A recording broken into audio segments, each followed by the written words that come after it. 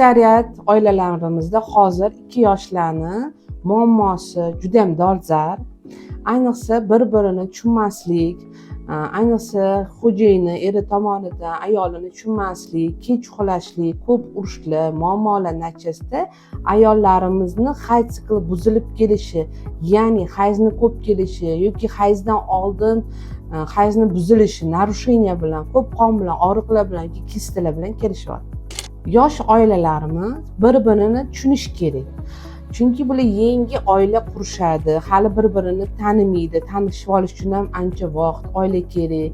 Shuning uchun bir-biringlarni tushungan holda, vaqtida uxlagan holda, urush janjallarsiz, stresslarsiz yiroq yursanglar, ayollarimiz hayz sikli ham buzilmaydi, stresslarga ham uchramaydi va gormonlar buzilishi ham bo'lmaydi va tezroq homiladorlik kuzatiladi. Shuning uchun aziz yosh oilalarimiz, sizlarga maslahatimiz, bir-biringlarni to'ydan oldin tushuna bilish, uchrashib, bir-biringlarni tushungan holda xarakteringlar bir-biriga mos kelib tushungandan keyin oila quringlar. Shundagina mustahkam oila bo'ladi va muammolar kamroq bo'ladi.